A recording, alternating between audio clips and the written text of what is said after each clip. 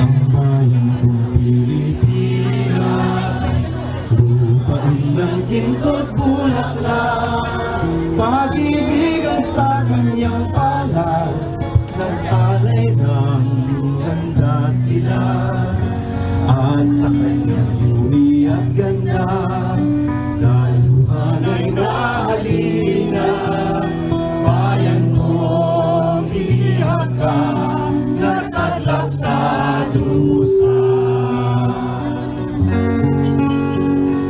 Ibon man may layang lumipad, pulungin mo at umiiyak. Bayan pa kayang sakdal nila, ang di magnasang makaalpas.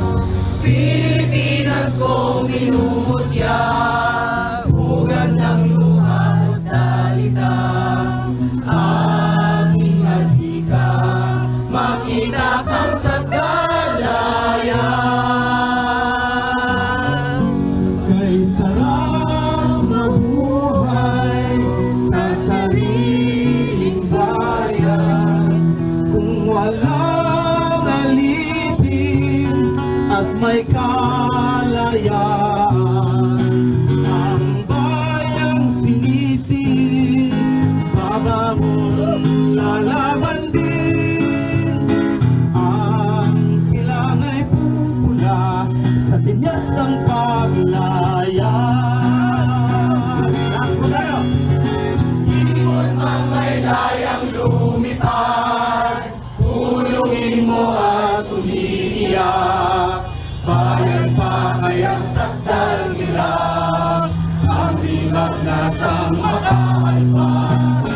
Pilipinas kong minutya, tulad ng luha at talita, aming handika, makita pang sakdal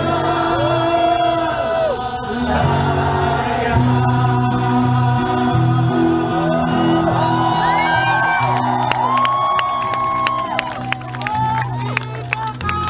Huwag matakot!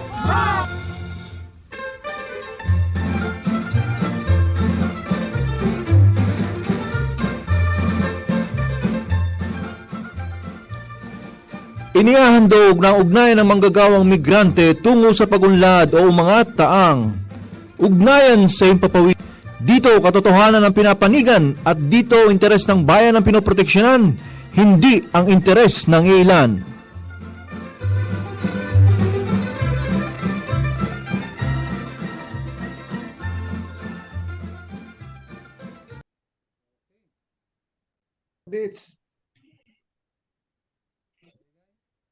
Okay, so magandang gabi po sa inyong lahat. Tulad ng dati, Webes na naman ng gabi. Ang oras natin ay alas 9:06 ng gabi.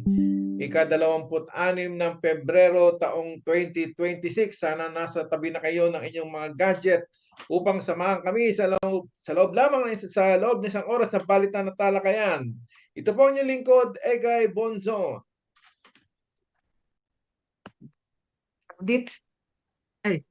Magandang gabi po sa inyong lahat. Si Dit Centeno de Jesus po, mula po dito sa Bologna.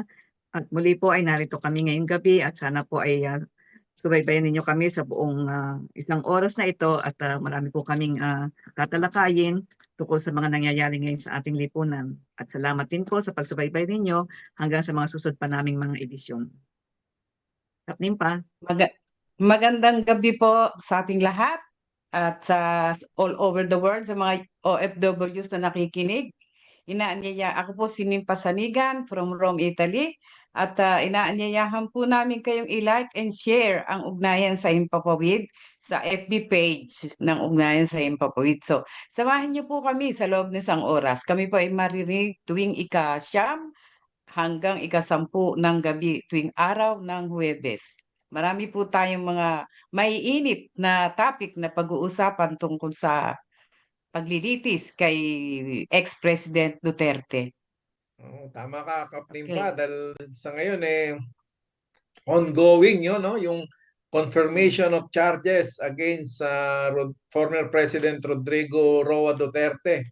no, sa ICC, sa International Criminal Court, na kung saan na didinggin yung pagpapasyahan ng mga huwes kung itutuloy ba ito talaga sa kaso, no, yung kanyang kinakaharap na crimes against humanity. Ito pong crimes against humanity ay isa sa pinakamataas na kaso, no, na kinakaharap na isang tao sa buong mundo, dahil hindi po ito simpleng murder, hindi po ito simpleng theft, hindi po ito simpleng plunder, hindi po ito simpleng homicide. Ito po ay crimes against humanity, no? Kumbaga, krimen laban sa sangkatauhan. Biro mo, ang kalaban mo buong mundo. Mhm. Parang hindi bibigat siya. Hmm. Yeah. Tapos, Di Kap Egay, yun ang tanong ng mga kababayan natin eh. Pagkatapos ba nitong ma-confirm ang kaso, saan patungo? Ano ang ating iintayin pa?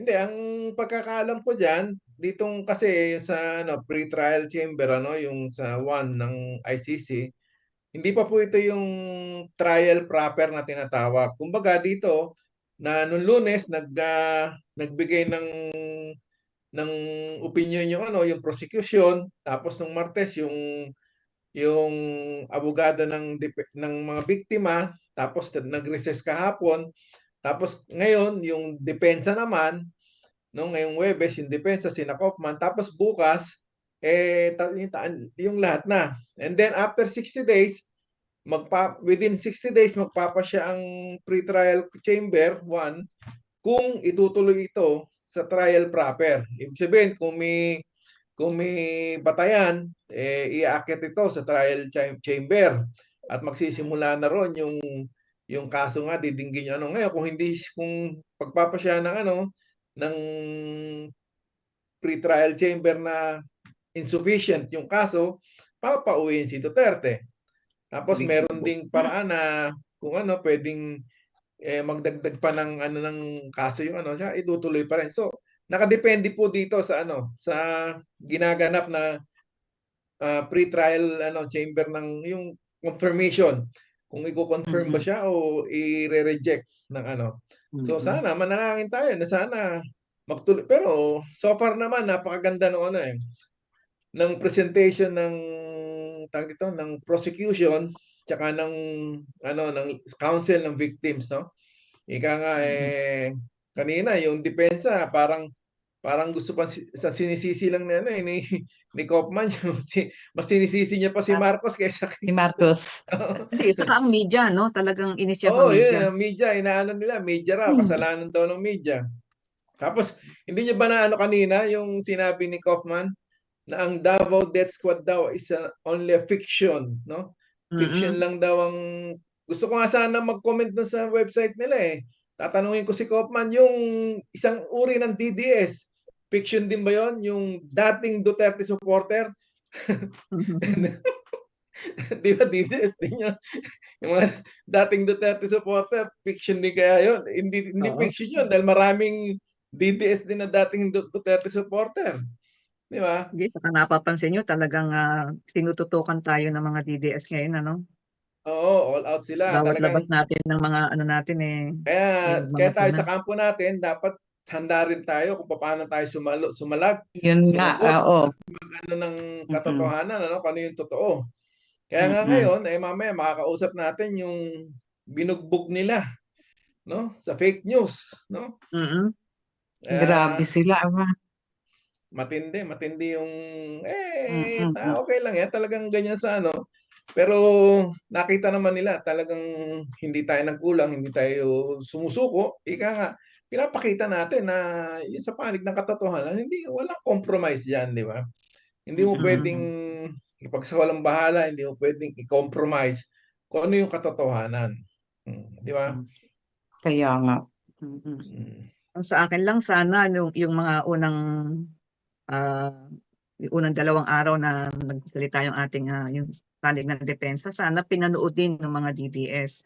Dahil napakabigat sa dibdib ng mga kwento, di ba? Mm. Yung bang, ewan ko kung tinatablan sila doon sa mga pinahayag ng mga attorney, Wala nga nature naman nila. Kita mo, imbis na ano, ginawan pa nila ng kwento yung sina mga Rubilin, si biktima, yung mga Nanay pamilya. Lori, tsaka si Shira, no?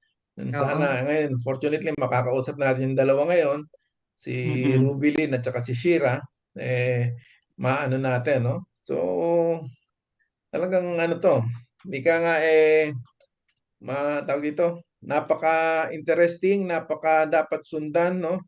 Ika nga yung punto, dahil buong mundo yung nakikinig dito. Nakatutok. Mm. At ika nga hindi sila nagkukulang sa ano sa preparasyon. Nabalitaan niyo ba yung yung si Attorney Baligod kahapon, tsaka Yung inilabas 18 niya yung Marites, Maleta, 18 maletang. Marites. 18 Marites. ayan, tinan mo yung pagsisinungaling niya, unti-unti, nalalantad Oo, yung pagsisinungaling niya. Hindi niya nadidetect siya. malusutan Oo, Mm. ika nga sabi niya nga 'di ba, kasama dun sa testimony ng mga si Boying Remulla na nakipag-connive daw o nakipagsabwatan sa ICC nung nag-iimbestiga pa, at para aksyonan ito, dadalhin nila yung kaso sa ombudsman kay Boying Remulla din mismo.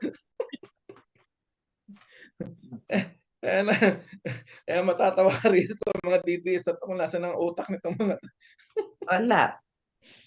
Sarado mga utak niyo mga yan eh. Pikit. Hindi, Tulog-tulog kaya nga pa. sabi nga, hindi na natin tawag dito. Hindi na natin sila mababago ng pananaw dahil hindi yun na na, talaga mahirap na. Oh. Meron lang tayong iba sigurong makakayag, yung mga may alanganin na, yun. Kahapon galit na galit Kukumbinsin pa rin natin. sila, 'di ba?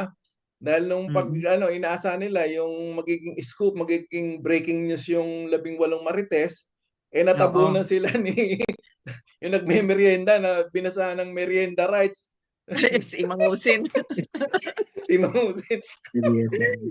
Di ba sabi nga ng iba, mas ginusto pa daw nilang panoorin yung vlog ni Mangusin kaysa dun sa sa Ayun hearing. nga Sabi mo, binasahan ng merienda rights, Miranda rights pala. Naku po. Ang bilis ng ng mga pangyayari, sunod-sunod na araw merong mga nangyayaring Oo, tinaon pa nila na na talagang may tinaon, people power tinaon pa nila yung Mm. araw na yon. Siguro ang nila diyan, ang objective nila para pagalitin ng tao. Akala nila nila Okay, makaka-ignite kumbaga yung balita parang na para yun. mag-spark at mapunta sa Oo.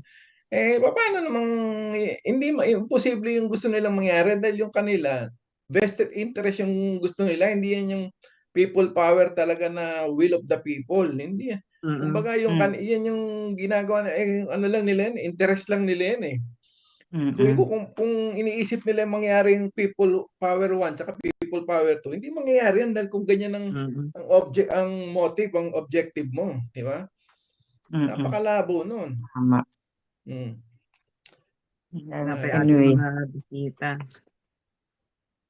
Mm. Basahin na ba natin yung tema o pag nandyan na sila? Pag nandiyan na, para dire-diretso na Oo, tayo. sige. Kwentuhan na lang muna tayo tapos sa mga Sige. nangyayari. Ayun. Kagaya niyan, ako binabas na rin ng mga DDS at saka Marcos, sabi Ako, nila sa akin ang umangat migrante daw masyadong bias, mga leftist daw tayo, hindi daw natin tinitingnan yung side na ni DDS, ng BBM, ganun ba? Hindi nila Ibig sabihin kasi, nun, sabi ko nga nakatanaw lang tayo magbasa talaga sa kayo. At yung ating lang magbasa, talaga. Siyempre, hindi maiwasan maging bias talaga dahil doon ka pumapanig sa alam mong totoo, sa alam mong dapat Hindi. lang. Hindi tayo Kulang Yung pa rin bias sila sa sa kaalaman. panatiko, yung bias kasi, hindi mo pwedeng i-compromise ang good sa evil. Siyempre, pagka Talagang papipiliin ka sa pipili good and ka. evil, kung pagka pinili, natural, maraming pipili dun sa good, di ba? Talagang dapat ka parang kung ba sa taong bayan tsaka yung ilan, sino yung pipiliin mo? Di ba yung taong bayan? Siyempre. Tapos ang natin ko na sa atin, konti lang daw tayo. Anyway, Robilin, andyan ayan na. na si Robilin. Pakibasa mo na yung Okay. pakibasa mo na yung context. Sino ang nandito na? Okay. Robilin. Ang tema po natin ngayon talagang very timely. Duterte panagutin, kasong crimes against humanity sa ICC, kumpirmahin. Okay.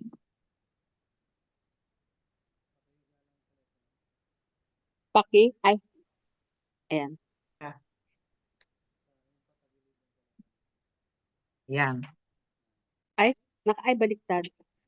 Kumano ulit. Paano ba? Teka. Bayan mo na, kapeto. Ayan, Ayan, okay na. okay Hindi, na. Ayan, tagilid, tagilid pa rin, tagilid. Ayan, oops. Nakalak. nakalock siguro yung ano mo. Bayan mo na. Ganyan din sa akin Mm. kanina eh. Ayan, pwede na. Ayan. Okay na yan. Okay. Okay na po yan. Pasensya na po. Okay na yan. Ayan. Okay, Kapdits, pakibasa At mo na yan. tumatagili daw, ating pong konteksto, ulitin ko ang ating tema, Duterte panagutin, kasong crimes against humanity sa ICC ay kumpirmahin. Konteksto po, mula nitong ika-23 ng Pebrero 2026 hanggang sa ika-27 ng Pebrero, ay may pagdinig sa International Criminal Court para sa confirmation of charges sa crimes against humanity kay dating Pangulong Rodrigo Duterte.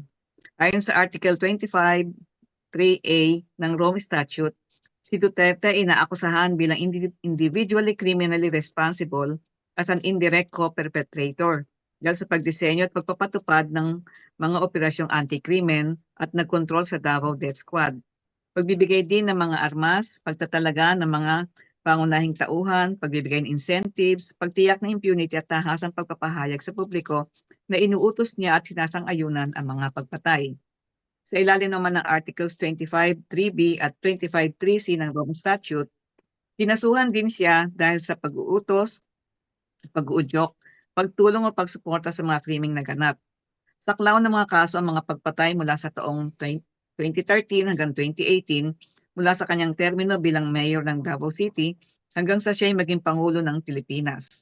Magtatapos ang hearing hanggang sa ika-27 ng Pebrero at inaasahang magpapasya ang hukuman ng ICC base sa kasapatan ng mga ebidensya bago dumiretso sa pagpaputuloy ng pagdinig sa trial chamber ng hukuman.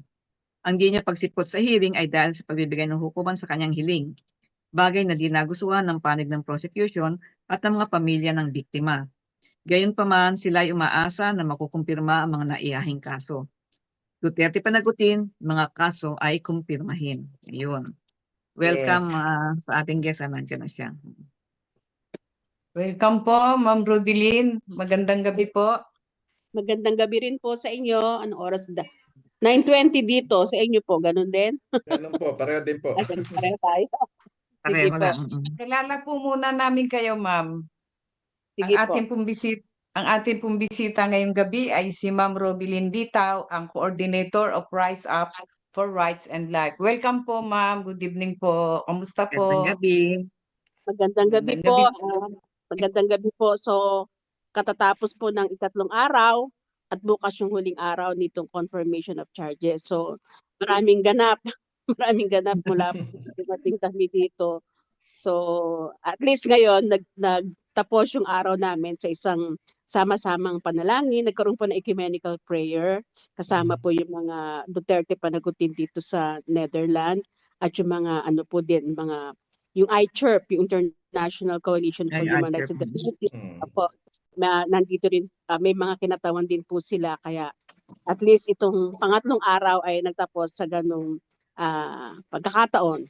So, nandito po kami mula pa nung pasimula at nagpapasalamat po kami sa Duterte panagutin dahil sila po yung kumbaga ay nag-ensure na yung aming pagpunta dito at yung aming partisipasyon sa mga gawain ay magiging makabuluhan dahil napaka-historic po nitong pagkakataon na ito. Kaya isa pong sa bahagi po namin, lalo na yung mga pamilya pong kasama namin dito ay talaga namang yung nakaka-overwhelm din yung mga yung mainit na pagtanggap sa amin at yung pag-ensure na kami ay magkakaroon ng magiging maayos yung aming pagpunta dito. So una nga po ay parang sinasabi na dinidiscourage na pumunta yung mga pamilya ng biktima mismo dun sa gallery. Pero sa pamamagitan po nila Attorney Chrissy Conti, talagang nag-appeal po na naman it took us hard-earned effort para makapunta dito. So, yun po, naging ano naman, through dun sa outreach, may mga section din po sila doon. So ano naman po, na-ensure yung aming pagpasok mismo dun sa gallery at nang sa gayon ay ma-witness namin yung talagang mga kaganapan. So yun po. Mm. Sige, ano po ba Papasok na yung rin si ano, yung isa nating Si Shira, nandiyan bisita, na. Kap O, Nimpa, ano yun? pakipakilala. Ano ra, meron pa po tayong isang guest na si Ma'am Shira Escudero. Siya po ay kapatid ng isang biktima ng extrajudicial killing na si Eprem. Siya po ay kasapi ng Rise Up for Rights and Life. Good evening po, Ma'am Shira. Hello. Yes. Ay, Shira, Hello po. Gandang gabi. basta Kamusta pakiramdam po? mo. Ah, okay naman po. Bumati Oo, ka hindi po. siya nakadurog sa gawain kanina kasi nga sumama ang pakiramdam. So at least Inabutan niyo kasi yung lamig dyan eh. Opo, Lamig. sobrang lamig. Pero sabi nila normal na daw yung lamig na yun. Pero malamig pa rin po talaga. Yun po. Mm. Okay. So, Shira, bago lahat siguro pwedeng bigyan mo muna kami o yung mga tagapakinig natin ng yung konting background. Ano ba yung nangyari sa kapatid mo nung 6 years ago? Ilang taon na ba? 2017, ano? Opo, So, noong 2017 po. So, 9 years ago. So, pwede mo kaming bigyan ng konting background there kung ano yung talagang nangyari din sa kapatid mo. Eh, ako po si Shira Escudero. Kapatid ko po si Efrain Escudero. 18 years old po siya nung namatay sa bale. September 19, 2017 po namin siya huling nakita. Sakay po siya ng kanyang motorcycle. Pero nag-disappear na po siya noon. 5 days po namin siyang hinanap.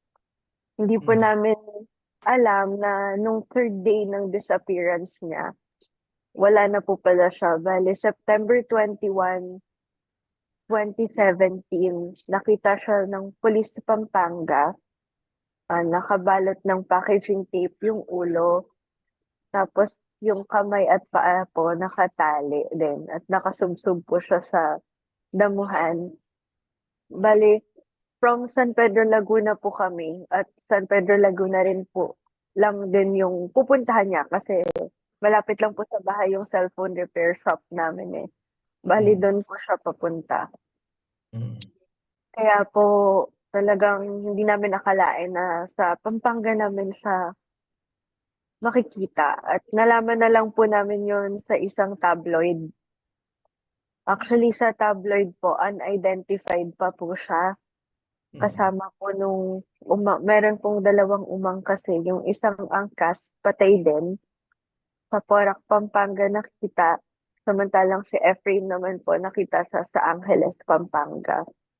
Mm. Tapos na po sa tabloid nakalagay dalawang lalaki na tagpuan sa magkaibang lugar sa Pampanga. Tapos ang hinala po ng investigators related po. Kasi magkapit pa. Tapos napag-alaman na lang din, nakapit bahay rin po pala namin yung sumakay doon sa kanya. And then yung isa po ay sinasabing possible na may connection sa police. So buhay pa rin yung isang hitchhiker. And hindi ko po kakilala yung isa pa na bali dalawa po sila namatay, Efrain, and yung isang Ronnie, yung pangalan. Si Ronnie po, hindi ko siya kilala na taga doon din pala sa community namin. Dahil nga po, kakalaya lang niya. Bali, ilang buwan pa lang po pala mula nung nakalaya siya. Hindi kasi alam naman natin ano sa panahon ngayon talagang katakot-takot na fake news ang pinalalabas ng mga DDS ng mga Duterte supporters. Ang pinalalabas nila ngayon sa kapatid mo ay sabi hindi naman daw siya biktima ng drug war, bagkus ay biktima raw siya ng riding in tandem. So ibig sabihin sa kinuwento mo, napakalayo ng kwento nila na siya ay biktima ng riding in tandem, no? Pwede mo bang i-elaborate kung ano pa yung ibang kaganapan nung makita niyo yung kapatid niyo? Apa, bali, si Efrain po, 'di ba, umalis po siya ng bahay, mag-isa lang siya. Sakay nung motorcycle niya. Bali, sarili niya pong motorsiklo yon at regalo yun ng magulang ko sa kanya. Bali, yung motorcycle na yon based dun sa witness po, na ngayon syempre ayaw na magsalita pero nung time na yon may nagsabi sa amin na may nakita po siyang dalawang lalaking nakaangkas or umangkas dito sa kapatid ko. Kaya po siguro mistaken nila na riding in tandem siya or yung reason bakit namatay yung kapatid ko. Kasi nga po, may dalawang hitchhiker.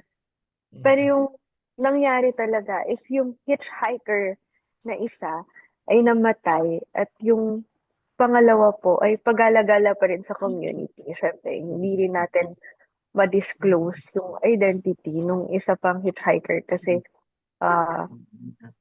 may nagkwento lang din naman pong witness na ngayon ay natatakot din humarap. Pero malinaw rin po talaga sa amin kung na kasi po ano eh, malinaw din naman sa amin kung anong nangyari. Hindi po siya riding in tandem kasi may sarili niya pong motorcycle yon. At yung motorcycle na yon ay nag-disappear din along with his disappearance. May photographs din naman po kami ng motorcycle ng kapatid ko and register, ganyan. Also, yung riding in tandem, hindi ba po kasama din naman to sa modus operandi ng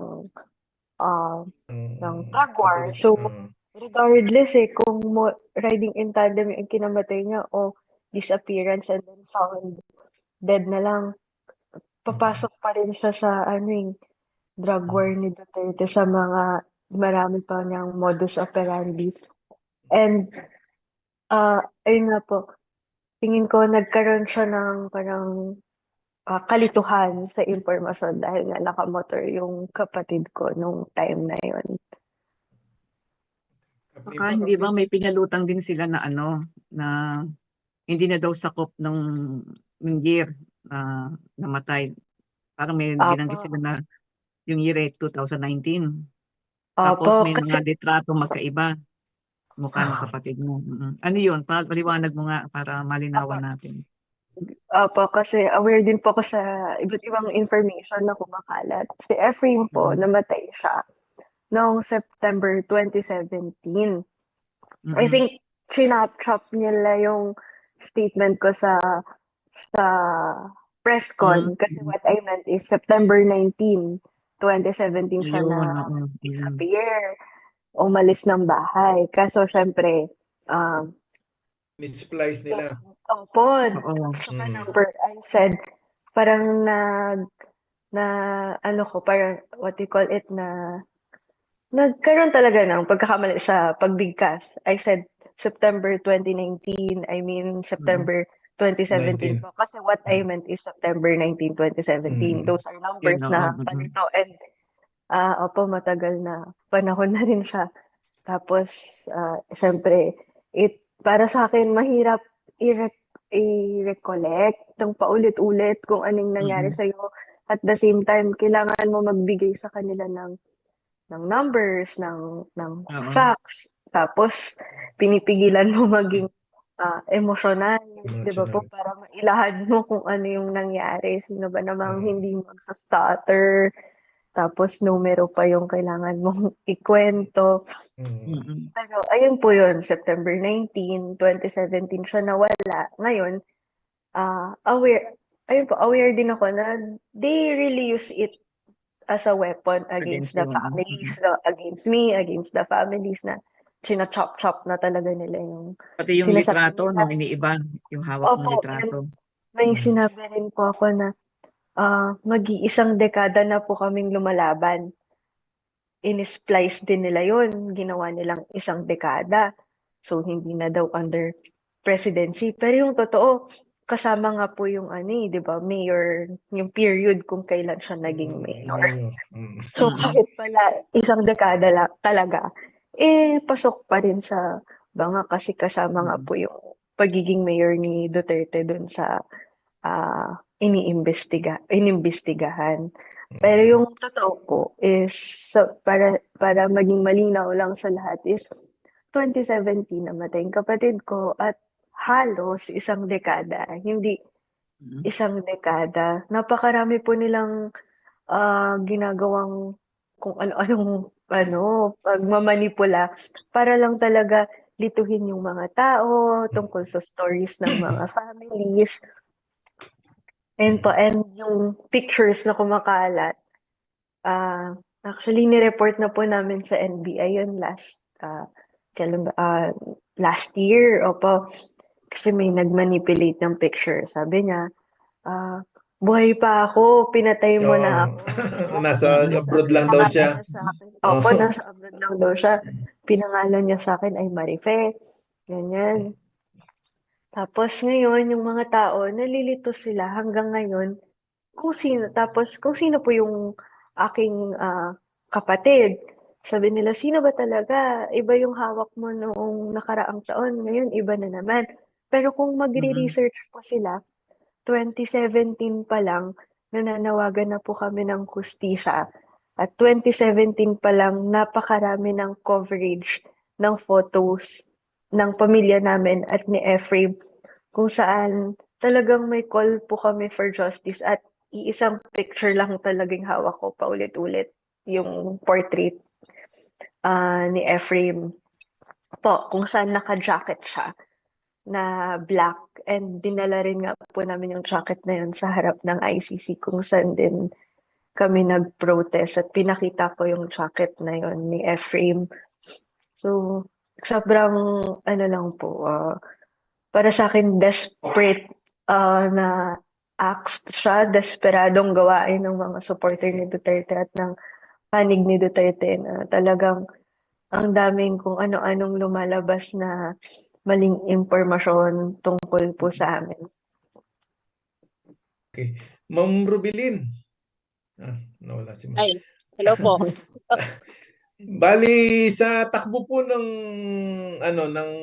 ng proseso ng confirmation of charges kay Duterte. Paano po natin i-assess simula nung day 1 hanggang kanina? Kasi maraming sasabi na talagang kahit yung mga legal luminaries sa atin na talagang walang kalusot-lusot si Duterte rito dahil lang depensa lang ni Kaufman kanina cherry picking, tapos si BBM, tapos pinalala lang media. Ano po yung assessment nyo rito?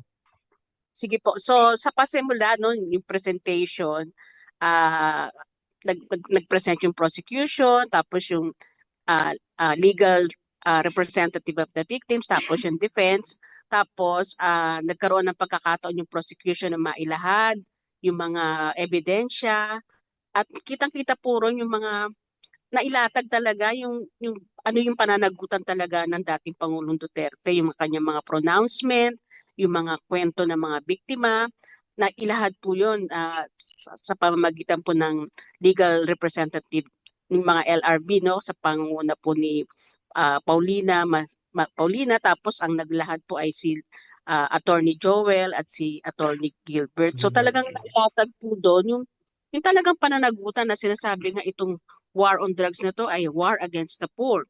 At sabi nga ni Attorney Chrissy Conte is hindi lang siya war against the poor, kundi murder against the poor. Kasi talaga namang hindi lang isa, dalawa, may mga yung 2016, 2017, hindi lang isa, dalawa, kundi sa Bagong Silang, 7. Talagang massacre po yun. At ang malinaw po talaga doon, kumbaga, yung kill ng mga pronouncement ng dating Pangulo Duterte, ang siyang talagang nag-push para dito sa malawak na at sistematikong pagpaslang. At naibahagi din po doon yung 2016 na memorandum na kung saan isa talaga siyang pulisiya no ng gobyerno, naging pulisiya siya sa pamagitan lang ng pagpahayag ng dating Pangulo at ginawa na siyang pulisiya. Diba, sabi niya, during campaign promise pa niya na lilipulin niya yung mga drug addict, ang mga kriminal na, kumbaga, yung ginawa niya sa Davao, yung modelo dun sa Davao, ay gagawin niya dito kung maging presidente na siya. At po yun, nagkaroon ng kumbaga, yun ang pinagagawa. May pa nga doon na parang bago pa siya maging presidente ng 'di ba May nag-election, parang nung napipinto na ano na talaga na siya yung magiging presidente, nauna pa yung mga ilang kapulisan na nagpakitang gilas kumbaga, no, bago pa siya maupo, eto na may mga ilang na napatay na mga sinasabi nila mga drug personalities. So ano po, talagang first and second day, malinaw po na yung batayan para yung ma-confirm yung mga charges na kay Duterte yung kanyang crimes against humanity. At kaya po yung naging, sabi nga nung mga pamilya ng biktima, masaya dahil nailatag talaga yung batayan, no? At mahalagang ano ito pagkakataon, sabi nga namin historic moment ito, nakatutok ang Buong mundo. mundo. At ano po kahit sa Pilipinas po yung mga pamilya ng biktima ay nagsasama-sama po talaga, sama-samang panonood at kasama rin po ng mga supporters. Actually po nung 22 yung eve ng ng 23 nagkaroon po tayo ng isang misa, no, Mass for Truth and Justice sa pangunguna po ni Bishop Jerry Alminasa. At nag-imbita po ng mga pamilya ng iba't ibang mga grupo at nakita po doon yung talagang panawagan ng pamilya. Sabi nga po ng isang nanay, kundi naman nagpulsiya ang dating Pangulong Duterte ng war on drugs, buhay pa sana yung kanilang mga kaanak. So malinaw po doon na articulate ng mga pamilya na si Duterte mismo ang main person responsible sa mga naganap na patayan na ito. So hindi man siya yung sa mga technical na, hindi man siya yung bumaril, pero Yung smoking kumbaga gun na sinasabi. oo, nagkaroon ng lakas ng loob yung mga kapulisan dahil ano sinasabi niya, kung walang kung wala silang baril, bigyan nyo at sabihin nyo ng laban. Yan. Di ba yung mga ganun? At kung di kung nang lalaban, palabanin niyo. palabanin nyo, mga ganun. Plantahan nyo ng ebidensya at sagot ko kayo. Mga ganun, di ba? Kung ipapardon niya. Talaga yung impunity ba na yung pagbabawalang bahala dun sa karapatan ng mamayan. At lalo tigit nga dito na ipatampok naman po yun sa prosecution at saka nila attorney Andres at ni attorney Butuyan na talagang yung mga kapatid natin sa mga maralit ng komunidad. At yan po ay malinaw din dun sa aming paglalakbay bilang kasi naging focus din po nung Rise Up for Life and for Rights ay yung pakikipag-ugnayan sa mga pamilya. Pag talagang sa una po talaga, hindi po sila talaga magsalita dahil sa takot, parang sila na nga yung biktima, sila pa yung may kasalanan. Mas ganun po yung pero syempre unti-unti sa pagpunta natin sa komunidad at sa pag-offer natin ng panalangin. Literal po na 2016, 2017, 2018, 2019, yung pong pakikipag-ugnayan sa mga pamilya ang nag-ano din at nagbunsod. At kung sinasabi nga nila na si BBM daw, 2018 pa po, nag-ano na po ang mga pamilya ng Rise Up for Life and for Rights na mag-submit dito sa ICC noong 2018, noong August 2018 dahil nga di ba nag-withdraw na tapos mag-take naman siya ng effect after a year. So kumbaga hindi po yung kumbagang hindi nga namin alam na magiging presidente pala si BBM dahil 2018 pa lang yun di ba? Tapos sasabihin nila na kaya yung pamilya daw ay sinusuportahan daw. Yung mga ganun ba? So sabi nga ng isang nanay, wala pa si Duterte, nananawagan na kami ng katarungan. Kahit kami ay natatakot, sabi nilang ganun. So malinaw po doon na talagang yung pagiging main person responsible ng dating Pangulong Duterte ang siyang may dito pangunahin, no, at nabanggit na po dito yung iba pa niyang mga kasamahan, no, lalo na rin po yung parang nabanggit din kasi nga yung memorandum agreement na unang PNP chief ay si Senator Bato, na hanggang ngayon ay hindi nagtatrabaho, nagtatago, di ba, since November. So yung mga ganun po, kaya mahalaga din na mapanagot ng iba pang mga kasangkot dito sa malawakang pagpaslang. Pero yun, syempre, yung defense, gagawin niya paraan para ipagtanggol niya yung kanyang kliyente. So, karapatan naman nila yun. Pero, kumbaga sa timbangan ng mga presentasyon, naniniwala po kami na sana ma-confirm yung charges para masimulan na yung trial at doon mailalatag pa yung iba pang mga witness at iba pang mga ebidensya sa pananagutan po ng dating Pangulong Duterte. So yun po. Kapnimpa? Gusto ko sana tanungin si Ma'am Shira. Ma'am Shira, yung during na kayo ay nagre-report sa mga kapulisan, nakakatanggap ba kayo ng mga death threat? Ah, nung time Pinagbabantaan ba po na kayo yun, nila na manahimik kayo, mga ganun tipo? nung time po na yun, nung hinahanap namin yung kapatid ko, wala naman pong any threat, pero wala rin po kaming naramdamang kahit anong tulong o Suporta. even na-receive o walang naramdamang suporta at walang natanggap na tulong mula sa kanila. So hindi pa namin siya ma-file as missing not until 24 hours nang nawawala. Kaya hindi rin nila kami tinulungan sa loob ng 24 hours na yon. Wala rin silang na-release na information. Kami pa po yung naghanap from one district to another. Kumbaga, nag-city hopping kami. Tsaka district hopping talaga. Pati umabot na rin sa Cavite, ganyan. Iba't ibang karatig na lugar ng Laguna para lang po mahanap yung kapatid ko. Tinulungan lang kami nung barangay kasi wala naman po kaming sasakyan. Kumbaga, barangay mobile talaga yung gamit at konsehal yung tumulong na mag-drive para sa amin. Pero sa pulis po, wala po talaga. At wala kaming natanggap na kahit ano. Nag-joke pa yung isang pulis San Pedro. Sabi niya, baka natukhang. Gumanon pa po siya. Tapos sumigaw pa siya doon sa may kulungan. Sumigaw siya na, meron bang Efraim Escudero dyan? Sobrang casual lang nila nung ginagawa nila yon. At nung patay na po yung kapatid ko, tsaka lang po sila nag-imbestiga, parang formal, na kinuha yung statement namin. Kami pa yung nagpa-print ng crime scene photos para maibigay sa kanila. Para kaya doon pa lang talaga ramdam ko, wala talagang kahit anong tulong from them. Biruin niyo po, pumunta pa ako sa computer shop para lang magpa-print ng crime scene photos. Shira, bali, sabi mo kanina sa Pampanga na tagpuan sa Efraim. Taga saan ba kayo sa atin? Taga San Pedro, Laguna po. So, ibig sabihin, North and South. Kababayan ko. Ang layo Opo. nung, kumbaga, sa kabilang bahagi ng ano. Kumbaga, kayo sa South, napunta sa North. Opo. Ang At sabi po ng Police San Pedro, hindi daw po sila yung mag-iimbestiga nun dahil hindi daw po nakita doon. sa Sa napatay Laguna. doon sa San Pedro, Laguna. And yung responsibility ng pag-investigate ay doon po sa Pampanga na punta. Pampanga. At sabi rin po ng Police Pampanga, tingin niya daw ay nadamay lang si Efraim at yung isa talaga yung target. Pero para sa akin, hindi lang siya simpleng collateral damage. Parang ayoko i-reduce yung kapatid ko as mere collateral damage, kundi para sa akin targeted Biktima talaga talaga siya.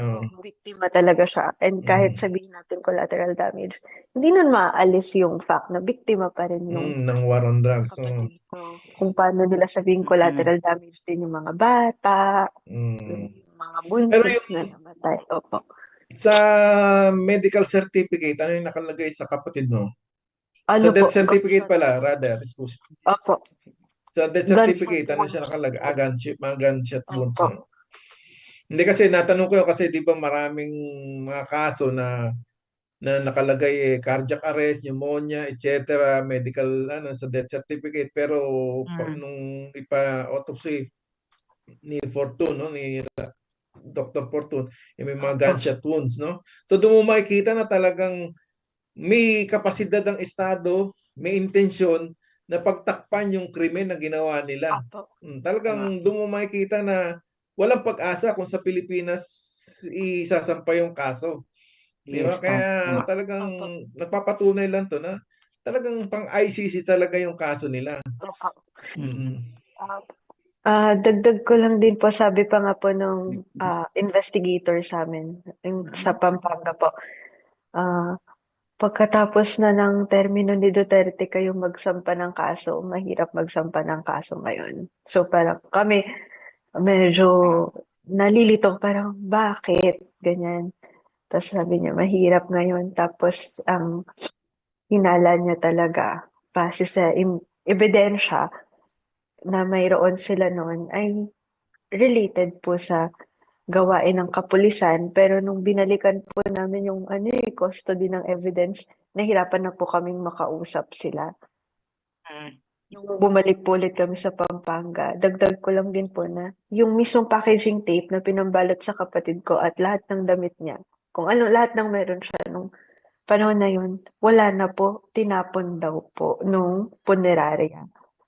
So, di ba, pwede po yun maging ebidensya, pero inimbestigahan nila po yung kapatid ko. May damit pa and all, pero bakit hindi nila na kumbaga na-keep yung possible evidences? Doon pa lang po talagang questionable na.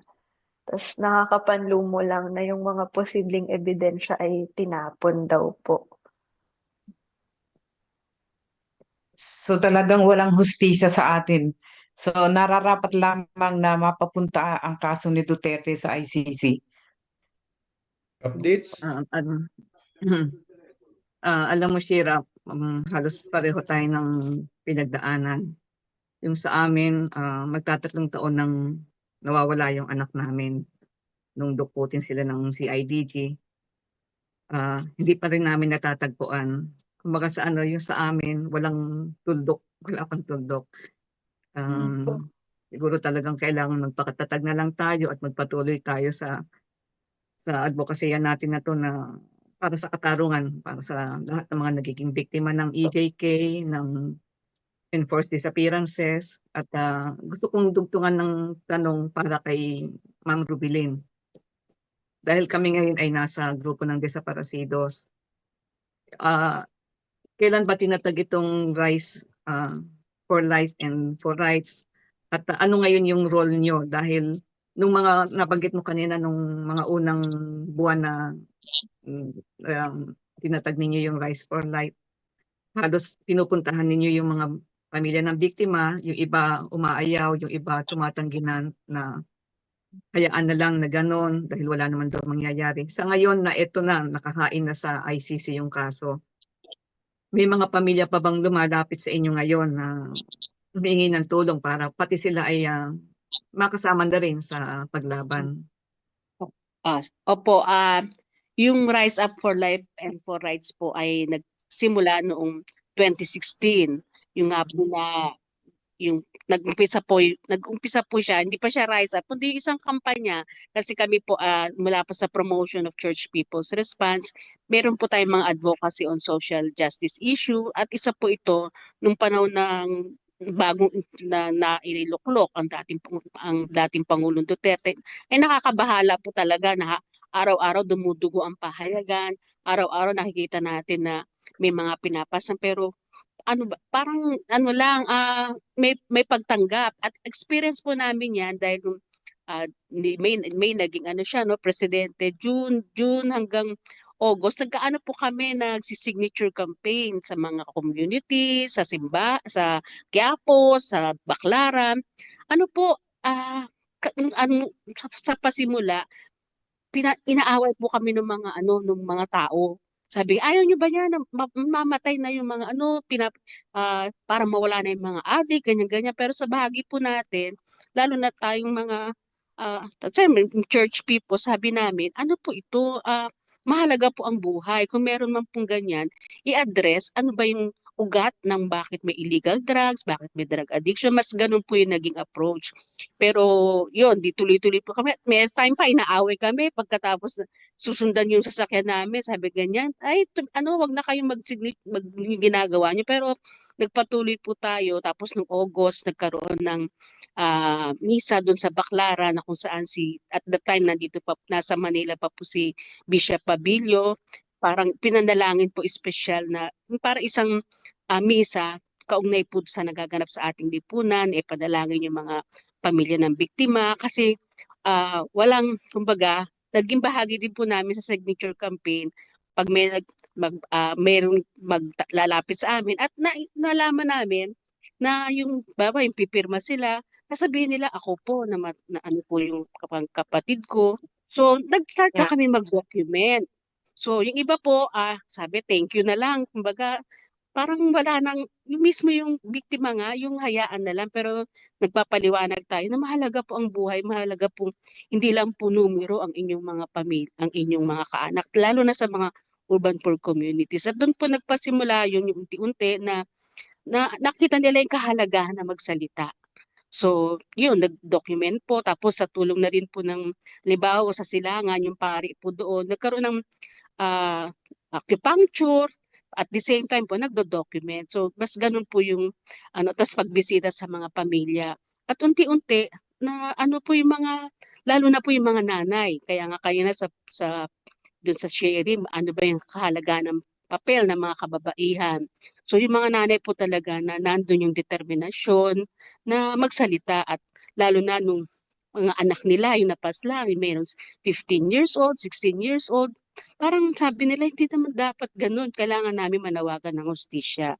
So doon po nagpasimula, tapos sa mga ilang communities, at yung mga nagkaroon po parang yung mga mothers po ay naging sila na rin tinatawag namin core leaders sa mga communities. So sila na rin yun. Kasi pag nakausap mo sila at nag-document, naku, meron pa po doon sa isang street na ganyan, di mga ganun po. So nagkaroon ng pagkakataon na talaga na makapag-document, makausap yung mga pamilya.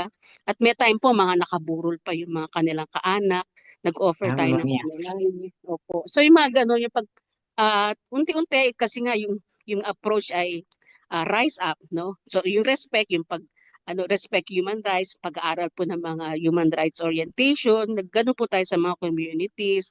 Tapos yung restore, redeem na sinasabi natin, kung siya man ay gumagamit, hindi pagpaslang yung sagot, kundi paano siya matulungan, ma-rehabilitate. Pero yun nga, through acupuncture, yung naging ano din namin. No? Tapos yung rise up, yung pagtindig na mismo yung mga biktima, ang siyang magsalita, ipahayag yung kanilang punto.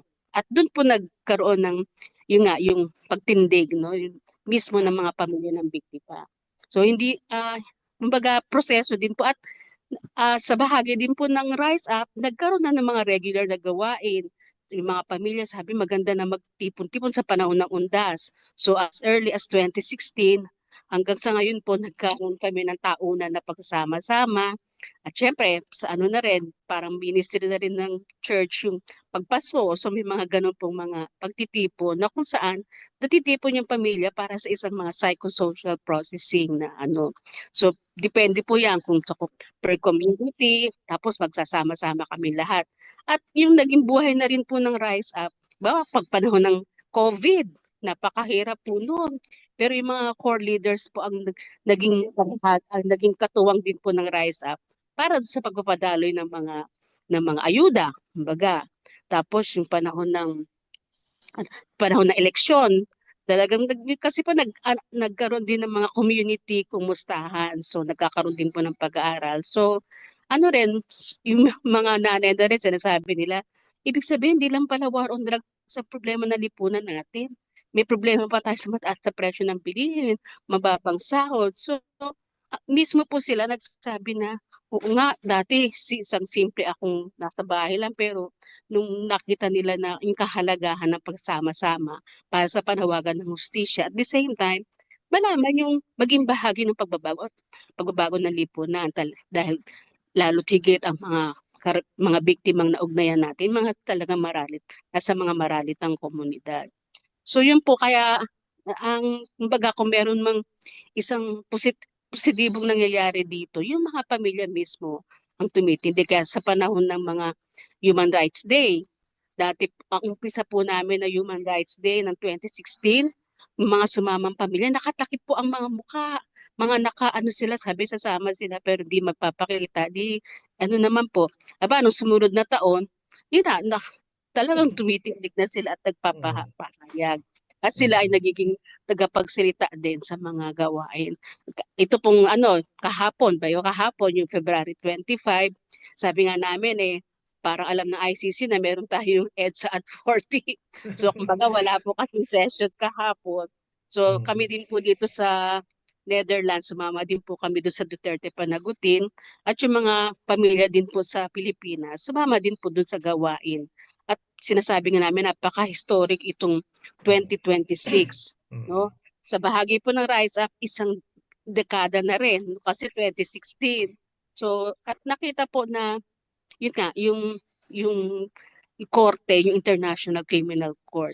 At siguro yung sa bahagi na rin sa paglalakbay ng Rise Up, sabi nga, meron sa kalsada, yung pagpapahayag, tapos korte, no, dito sa, kasi meron din po mga ilang pamilya na pag nakumpleto yung kanilang mga dokumento at handa silang magsampa ng kaso. May mga ilan naman pong nakapagsampa ng kaso sa ombudsman, pero lahat po na aming tawag dito, sinubmit doon ay na-dismiss. Kumbaga, isa lang po yung nagpatuloy at meron pang from murder naging homicide. Tapos yung isang larangan din, yung Kongreso. Marahil ko nasabaybayan din po ninyo 2024 na nagkaroon ng pagkakataon kasi yung makabayan na mga representatives natin, nag-ano po ng isang resolution at nagkaroon po ng mga pagdinig sa Committee on Human Rights at naimbitahan po yung mga pamilya ng biktima at doon nagsalita rin po hanggang doon sa Quad Committee.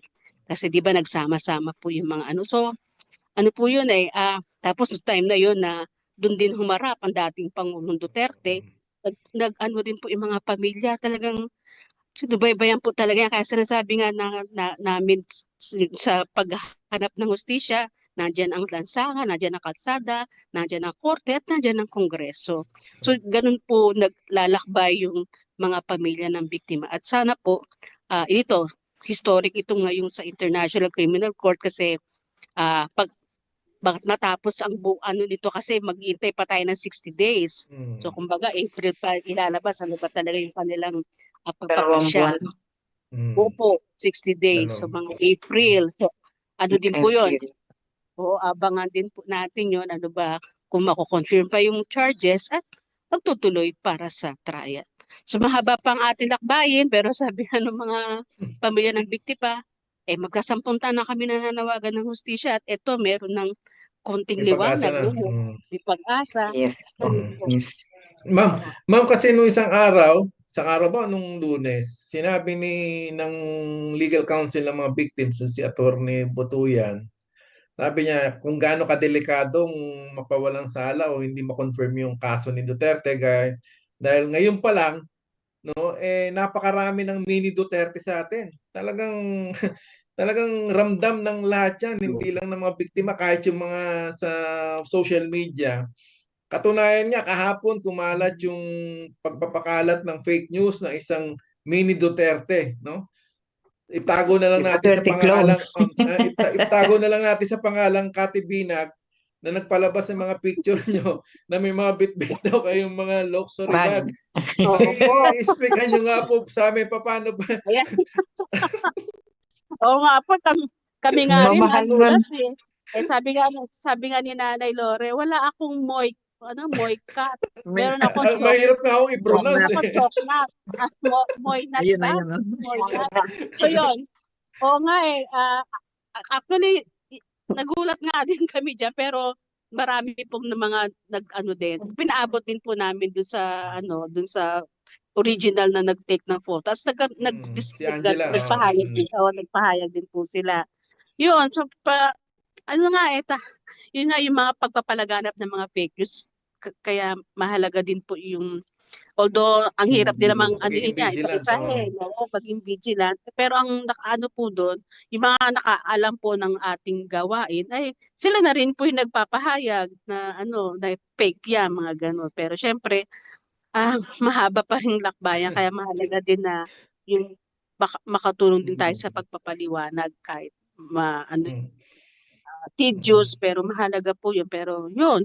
At napansin din po namin, lumalaganap yung ganyang mga social media bashing na yan. Pag may mga gantong pagkakataon, kumbaga parang pag naanuhan sila na ito yung ito yung malaganap ngayon. So parang doon nila gagawin yung Pasok sila. Oo, pasok sila sa pagsasagawa ng fake news. Oo nga eh. Isipin nyo, nagkaroon kami ng bag na mamahalin, di ba? Hindi, isa pa po, Ma'am, Ruby, kasi kumbaga ang alam naman natin yung motibo ng mga troll, ng mga DDS, kumbaga para i-discredit kayo, yung mga biktima. Isa sa mga nila, yung pinangangalandakan nila, alam ba sa transportation, Shira, pwedeng pakikwento mo sa amin paano yung, kasi sabi nila can afford ganon. Ano yung struggle natin doon para makapunta kayo diyan dito sa International Criminal Court o sa The Hague? Opo, actually grabe po yung struggle ng families makapunta lang dito, also ng organization. Nung una nga po isa lang sana sa pamilya ng biktima yung makakapunta, plus isang coordinator po. Siyempre si Ate Rubilin. Dahil kailangan talaga namin ng guide. Hindi naman po pwedeng pamilya lang ang pupunta. Kailangan po, syempre, meron tayong national coordinator ng leader na gagabay din sa atin at kasama sa biyahe. So, 2 tao lang sana yung makakapunta. Pero, ipinilit talaga naming mag-fundraising sa mga, syempre, sa mga, doon, kumbaga, tinry talaga yung best na makapag-raise pa ng fund para may isa pa pong pamilya na makapunta. Kaya po, tapos sa side naman po namin ni Nanay Lore, syempre si Nanay Lore, ang trabaho niya po, nagmamasahe, ganyan. Talagang stop din muna siya sa kabuhayan niya. Ako naman po, nag-leave muna ako sa trabaho. Tapos, since naubos ko na po yung aking mga time off, unpaid po yung kalakhan ng mga leave ko. Mahigit 1 linggo pong unpaid ako. Kaya siguro makakabawi na lang din po after pa ng 1 buwan dahil nga talagang tigil yung kabuhayan dahil po sa biyahe na ito.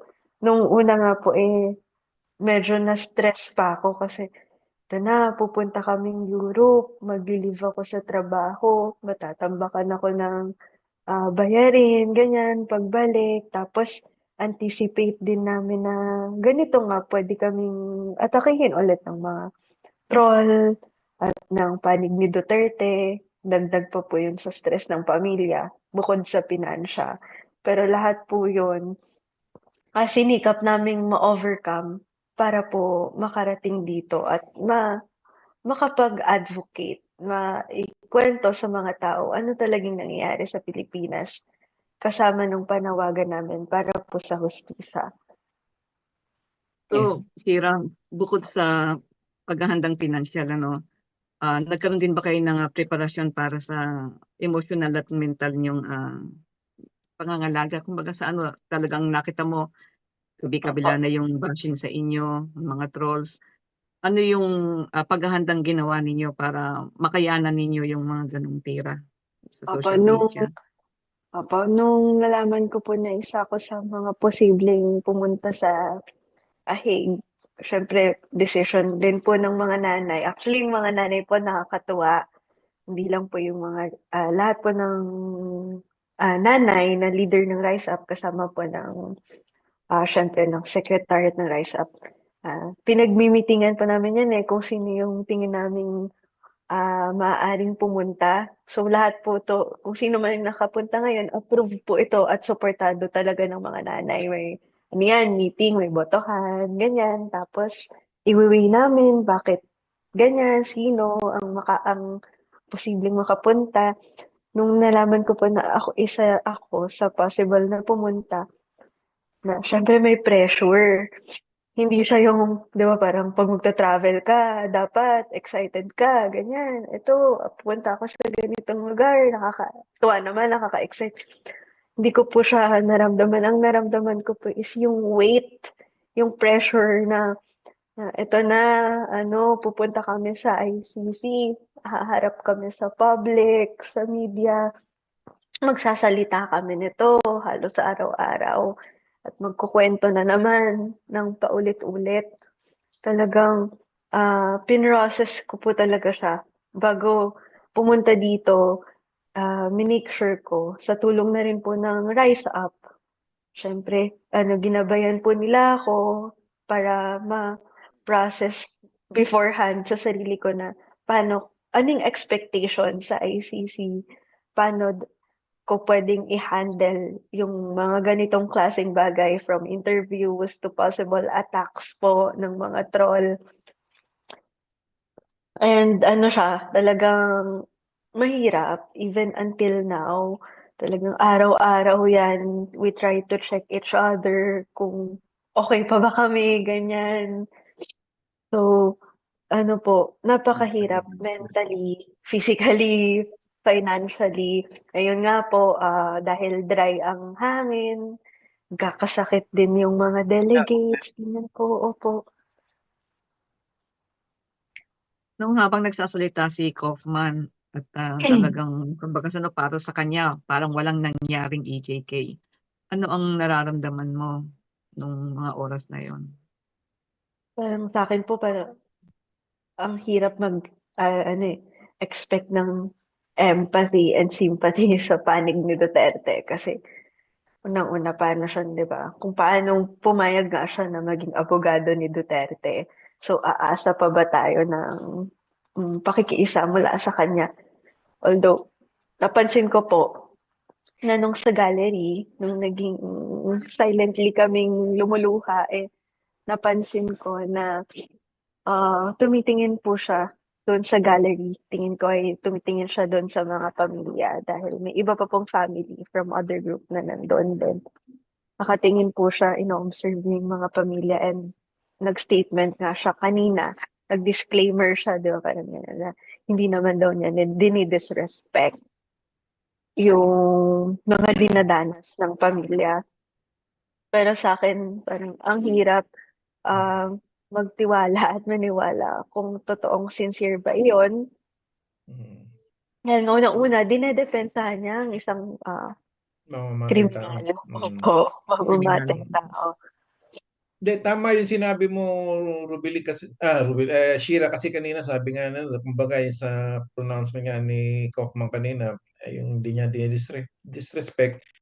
Pero siya mismo ang umamin, no? Kaya tanong ko kay Ma'am Rubilin, kasi sabi ni Kaufman kanina, ang Davao Death Squad daw, DDS, katang-isip fiction lang daw. Kaya nga, di ba, tapos bukod dun sa Davao Death Squad, meron tinatawag na Duterte Die Hard, no? Supporters.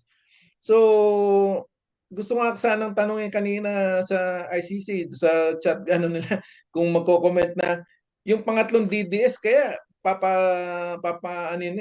yung i-disregard din ni Kaufman, yung DDS na Davao Death Squad, tapos Duterte diehard supporter, kasi yung pangatlo mas dumadami na yun yung mga dating Duterte supporter. Yung mga dating ano po yung masasabi niyo, Ma'am Rubilin, dun sa statement ni kanina ni Kaufman na para bang tawag dito? Sinasabi niyang katang-isip o fiction lang daw yung yung Davao Death Squad. Matatandaan po natin sa Quad Committee hearing, 'di ba? Merong doon na sinasabi ni Duterte. mismo si Oh, Duterte. sabi niya. Yeah, sabi niya si Si Bato, Bato, member ng commander yan. ng DDS. Commander yan. Oh. So mismo sa bunganga na niya nang gagaling. At saka talagang pinagmamalaki niya yun kahit dun sa testimony po ni Garma, binabanggit din po yung kumbaga panahon pa sabi nga ni attorney, bago pa siya mag-mayor, meron na silang mga grupo-grupo at nakita po nila na yung effective yun sa gusto nilang mangyari, no? So later nung naging mayor na siya, inano nila mismo yung Duterte Die Hard Squad o Duterte Death Squad. Kumbaga, naging tatak na din po nila at mismo sa kanila rin po nanggagaling yun. 'Di ba? Mismo sa dating Pangulong Duterte. Kaya ang hirap na ma-deny tapos sasabihin na yung sinasabi ni Duterte ay yung neutralization, hindi raw yung pagpaslang, kundi pag-aresto, 'di ba? Pagkulong. Kumbaga, kahit po sa mga community, pag sinabing neutralization, alam po nila yun para papatayin. Tapos yung death list, sabi nga ng isang nanay, yung death list ay yung watch list, nagiging death At list, yung mga least, kill list. So, yun po, parang ano talaga na doon na lahat yung basihan na talagang yung command no ng pagpaslang, command ng yung parang napakadaling pumatay. So nandoon po talaga yung elemento na yun at mismo sa bibig po din nila nanggagaling kahit mismo dito kay Bongo, 'di ba? Yung mga reward system na 'yan. Kumbaga, yung sinasabi nga yung common plan no yung mga kasabwat dito sa sa pag-implement na ito ay malinaw naman po kaya lang nga syempre tapos yung kanina din po sa pahayag ni Kaufman dinidiminish niya na parang 3% lang daw yung ano yung yung mga mga namatay. napaslan. Oo, di ba? Sabi nga ni Attorney Nery, napakasakit yung sa pamilya ng biktima. Ibig Mm, sabihin, numero na lang ba yung kapatid ni Shira, yung anak ni mm, Nanay Lori, at iba pang mga mm, maraming biktima. Ano yun eh, tapos parang sinasabi niya na hindi siya yung nationwide, it's systematic. mm, Ibig sabihin is dahil lang may isang grupo na dahil mga kriminal hindi pwedeng mm. patayin. Mga ganun. So ano po talaga pag pagsisinungaling. Kumbaga nandiyan na po lahat eh. Ah, at na-experience po din natin yan kasi dapat September pa itong confirmation of charges, di ba? Mm, Naantala na naantala at sa bahagi po ng pamilya ng Rise Up, talaga naman po nagpapahayag, bawa yung panawagan ng interim release, di ba? mm, Talaga po ano yun, at kaya na postpone din nung September dahil dininig ng prosecution yung defense ng kahilingan ng defense. Tapos naging issue naman yung kalusugan daw. 'Di ba? Tapos mm. pinatingnan sa tatlong eksperto. Tapos ganun pa na hanggang ngayon po hanggang kanina parang sinasabi nila na walang kaso. Kaya dapat pauwiin na si Tatay Digong. Tatay Digong pa nga si Kaufman nung Kaufman ba yun? Diba? BBM na rin siya. Pauwiin. Minonitor ko nga ako yung social media. Wala, 95% ayaw maging tatay si Duterte dahil wala raw silang tatay na mamamatay tao. Ayun, samantalang si Kaufman Tatay Digong. Ano po talaga, Kaya doon eh. oo. Isa pang ano, Oo. halimbawa ba Yun po. nakadalo si Si Duterte do Duterte. sa mismong hearing at hindi siya napagbigyan ng ICC. Will it be a big relief sa inyo na nakaharap siya doon mismo habang narinig niya yung depensa at saka yung prosecution sides? Anong ano niyo Shira. doon? Shira. Apa, actually, ayun po yung isa sa tingin ko, isa sa pinaka ina-anticipate namin Mm-mm. sa pagpunta dito sa Netherlands, yung makita talaga si Duterte na basahan ng mga Mm-mm. charges against him. Pero sa kabila nun, alam namin tuloy na tuloy pa rin at tuloy pa rin kami sa lakad namin kasi parang parang hindi hihinto ang mundo dahil lang hindi po siya magsho-show up doon. Kahit wala Mm-mm. siya, mananagot pa rin siya. Ayun po. Tama. Ma'am Rubilin, halimbawang ako, sa palagay ko, mga 99% talagang matutuloy ang kasong yan, confirmation.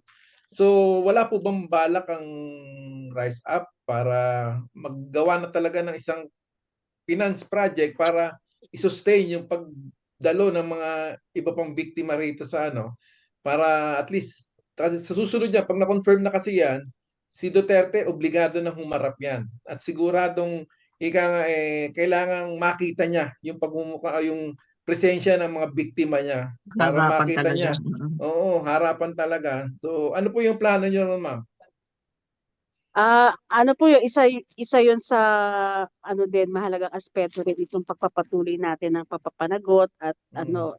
panawagan para sa hustisya. Although sinasabi naman po dito sa ICC na not necessarily na nandito yung pamilya. Actually nga, itong confirmation of charges, dinidiscourage po nila yung mga pamilyang pumunta eh.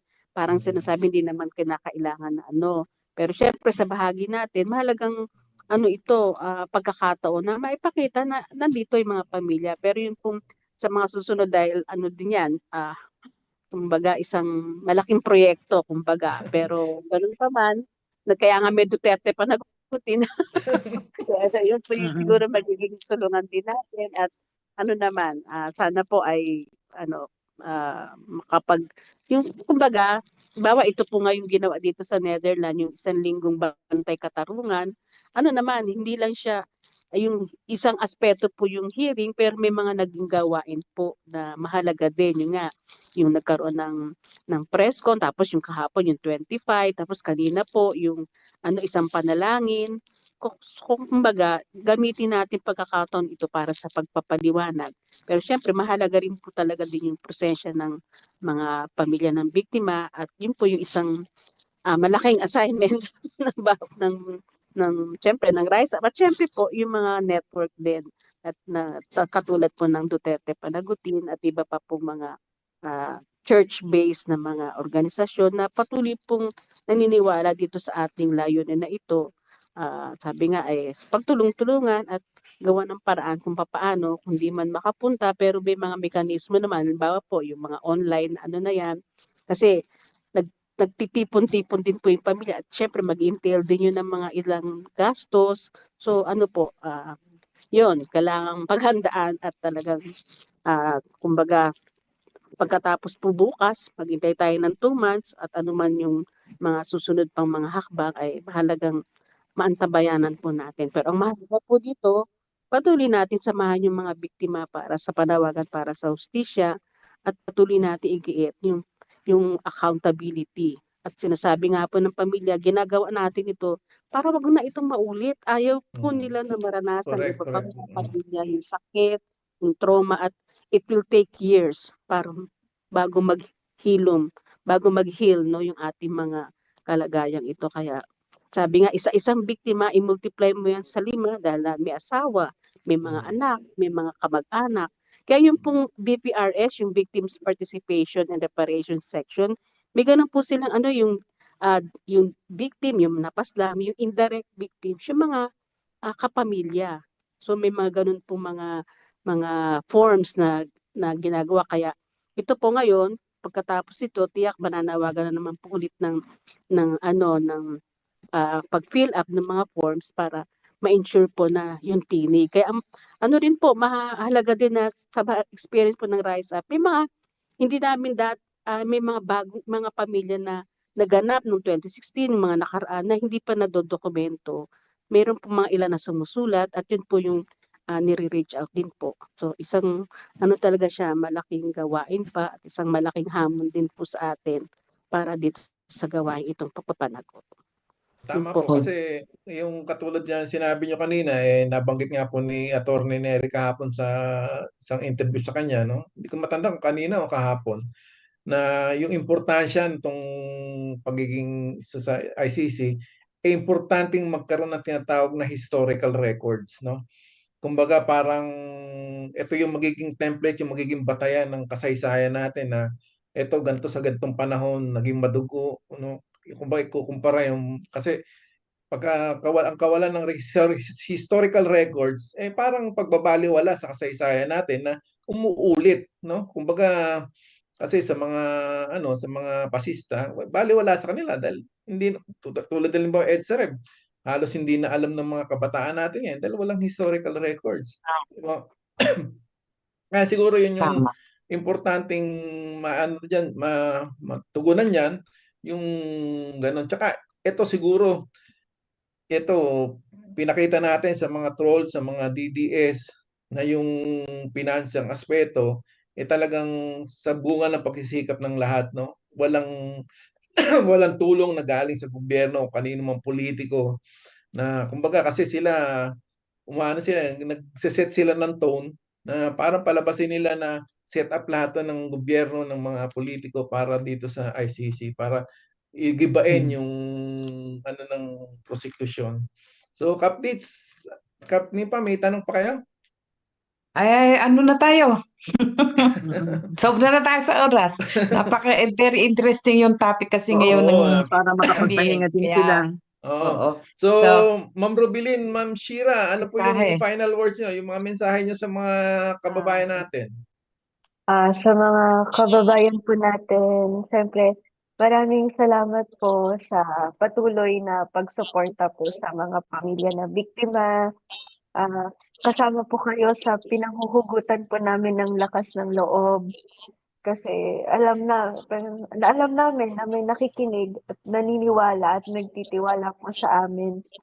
At doon naman po sa mga kababayan natin na patuloy na sumusuporta kay Duterte, sana po maisip din nila ah, yung sakit ng mawala ng mahal sa buhay at yung mga kapakababayan talaga na nakikita ko talagang nagko-comment ng pambubuli, panghaharas, ah, at nagpapalaganap ng fake news.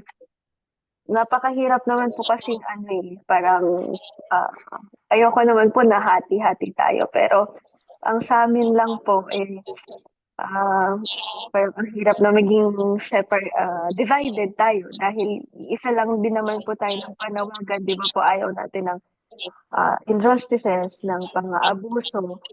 Kaya po sana maging mapanuri po tayo sa mga kinukonsumo nating mga balita. Ano po ba ang totoo at hindi? At kapag may kalituhan, maaring magtanong o mag-research din.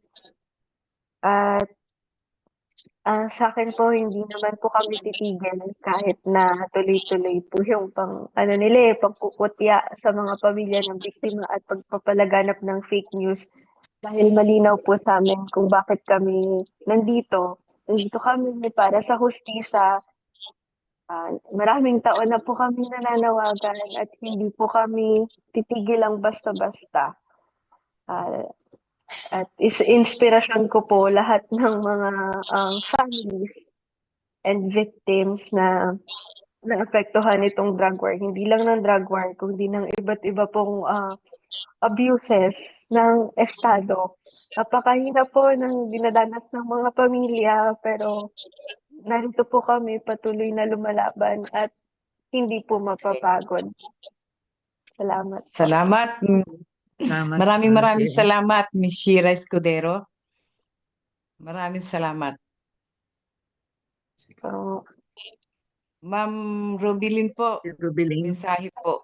Sige po. So, siyempre maraming salamat po sa Duterte Panagutin sa inyong patuloy na pagsubaybay dito sa kaganapan sa ating bayan. At nananawagan din po kami sa iba pang mga pamilya ng biktima na hanggang ngayon ay nandun yung takot. Ito na po yung pagkakataon na marinig po ang inyong tinig. Mahalaga po na ang bawat kinatawa ng mga pamilya ng biktima ay maisama dito sa prosesong ito. Kasi kung sinasabi nga natin, libo-libo po talaga yung napaslang, ano rin po, yung takot, nandyan po yan, pero mahalagang maisatinig at maisama natin, maidokumento. Sabi nga ay, ito ay ayaw natin na mangyari sa mga susunod pang henerasyon. At ito rin po ang paalala din po sa mga nagbabalak na mamuno, no, na maging mamuno ng bayan, na kumbaga, hindi lahat, kung wag gamitin yung kapangyarihan para sa pang-aabuso. Kasi ganun po yung naging kalakaran na porket nasa kapangyarihan, porket naging pangulo, ginamit yun para mag-abuso at Tama. maglabag ng karapatan ng mamamayan. So paalala po yan na hindi lahat ng pagkakataon na ang may kapangyarihan ay patuloy na gagamitin kumbaga yung resibo nyo, yung Yes. authority nyo para Tama. manupin. No? So yun po, Oo. magpasista. Kaya paalala po yan na merong isang international na korte na nakatingin at nakikita na hindi tawag dito na walang puwang, no, yung ganyang klaseng pamumuno sa isang lipunan Okay. na para mabago. Maraming salamat po, ma'am. Maraming salamat din po. Maraming salamat. Magandang gabi po. Magandang salamat gabi po. po. Salamat po. Laban lang po, laban. Okay po. Salamat po. Salamat sa inyo. Ayos. Oh, Talagang kulang pa rin Paalam ang na oras tayo. natin. Ang dami Medyo pa natin. bumigat ang dibdib ko. kaya nga, paalam na tayo. Oo, Panawagan. Hindi, mabigat talaga sa Updates. dibdib. Oo. Panawagan. Panawagan tayo. Eto, humihingal pa ako eh. Patuloy pa rin po ang ating panawagan na maedito ng gobyerno at mabigyan ng katarungan ng mga biktima ng enforced disappearances o sa pilitang pagkawala, kabilang ng aming anak na si Basudesos at ang kasama niyan si Dexter Capuyan at ang iba pang desaparecidos. Lahat po ng sangkot ay dapat managot. Duterte panagutin, ang kaso ay Marcos Singilin. konfirmahin, Marcos Singilin, at no to agency sa Decreto Flussi sa Italia. At meron po kaming yan. panawagan, may natitira pang programa na kabuntot nitong Bantay Katarungan. Yun pong aming misa para sa katotohanan at katarungan dito po sa Bologna, gaganapin sa Basilica ni San Antonio de Padua sa March 1. Alauna po ng hapon ng misa at ang kasunod nito ay isang maiksing forum at ating pag-uusapan yung kalagayan ng lipunan at ang itong naganap na hearing sa confirmation of case. At siyempre aabangan na lang natin ng 2 buwan yung kung ano yung magiging resulta ng hearing na ito. Yun lang, may iba pa ba kayong panawagan? May mga Kap, ganun yung pa ba sa, mga sa yung Roma? mga nasa yung tawag dito? Yung mga nasa online, yung mga pag nag-comment, pakibasa. Nakikita Teka. niyo ba 'yan? Hindi, Wala, nakabukas hindi yung mo- aking laptop. Ito, pagbati mula kay Caprine, tapos kay Jean, at saka si Eva Azares. Almenario. Hindi Azares.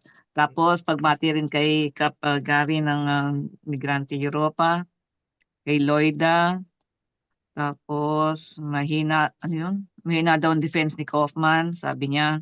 Tapos ang DDS na nagigipit sa fake Fake news fake news daw kumakapit. kumakapit. Magandang gabi daw mula kay Chris ng Bologna din, si Loida, yan yung utak daw hindi gumagana, malamang hindi rin gagana ang puso, si Loida. Si Chris, sino pa? Si Cap Gary. Ang sabi niya, nakakalungkot lang kasi pinagkakakitaan sila ng mga DDS influencers na kumikita ng malaki samantalang yung mga ordinaryong DDS ang nawawalan ng dignidad sa social media. Tapos, yun yung nabasa ni Loida tungkol kay Shira at saka si Joy. Walang puso daw si Duterte at ganoon din ang mga taong sumusuporta sa kanya. At mula kay Beth Pedernal, Si Sister Beth. ituloy daw ang laban, sabi niya. Good evening, Tapos, Sister Beth.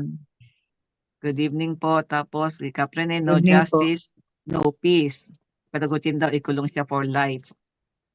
Tapos, ang sabi ni Chris, wish all the family of the victims tagumpay na mapanagot ng may sala. Ang laban nyo natin ay laban para sa kinabukasan ng mga kabataan. The right to live in a peaceful, safe place. Andin po si Cap Edo, si Cap Tracy, si Ikay. Hi Ikay, si Ikay siya ang nasa natin, Duterte panagutin. Tapos, sino pa? Caprine, si Loida. Yun pa, wala na siguro dito. Si Mar Rodriguez. Ayan. Kaya kakamping natin to, si Mar Rodriguez. Si Nicholas Ayos. Kaufman. Si Nicholas Tsaka si Kaufman Nick- daw nanonood. Left the earth. Ay, nako, sus ko. Binalat ako. my nerves. Getting into my nerves. Na-apektuhan ako kay Shira na medyo na Siyempre. Yung mo 9 years nang mahigit. Talagang mabigat. Mabigat talaga. Okay. Ay, okay. Barbene. Ang kaya Ano ng na? buhay. Ay, Ah, Ate nga pala Irma, happy birthday. May birthday. Happy birthday. So ako nagdadaos ng birthday ngayong month ng February. Ang anniversary ng kasal, ng ng mga piyesta sa kanilang lugar. Binabati rin natin si Cesar Taguba. Malapit-lapit na din anniversary ni Digong. Yes, March. Oo nga. Oo. March. Mag-iisang days taon na na lang, siya, no? 15 days na lang. Countdown. Natin naway humaba pa ang kanyang buhay. Yun ang dasal natin, humaba pa ang kanyang sana nga. buhay. Sabi nga daw, ang masamang damo, Pakainin ng pansit. hindi, sabi daw, ang masamang damo, no more may. Katiwa erba. Ang dami niyang karton doon nakakalat yung mga karton niya doon sa sa Duterte Street. Sabi, Sayang di ka alang napunta sa atin Ayan nga eh. Kung naging ang preparasyon natin naging malayo-layo makasakali nakapunta ulit tayo doon Mm. Wag din eh. Okay. Sa next. Pagkain ng buhay. Pagkain na ng Lima. buhay. Okay. Wala ba tayong background na music? Allora, pagkain ng buhay. Mula sa banal na aklat ng mga Proverbs 28, versikulo 27, siyang nagbibigay sa dukha ay hindi masasalat, ngunit siyang nagkukubli ng kanyang mga mata ay magkakaroon ng maraming sumpa. Okay. Paalam na, lagi po kayong sumubaybay sa Ugnayan sa Himpapawid ng Radyo Roma tuwing Huwebes, ika-9 at hanggang sa ika-10 ng gabi. Ako po ay sinimpasanigan na nagpapaalam at muli po namin kayong inaaniyahan sa susunod na Huwebes. Magandang gabi po sa inyong lahat. Ako po naman si Dit Centeno de Jesus dito sa Bologna at mag-iiwan ng isang saknong ng tula. Katarungan po ang ating mithiin, mga salarin dapat panagutin, sila mga biktima ating aalalahanin, ang pamilyang naiwan patuloy na kakalingain. Magandang gabi po sa inyo lahat. Okay, hanggang sa susunod pong linggo, ito ang inyong lingkod, Egay Bonsong, sasabing dito katotohanan ng pinapanigan at dito interes ng bayan ang pinoproteksyonan, hindi ang interes ng ilan. Magandang gabi, Kap Edu. Grazie, Chairman Edu.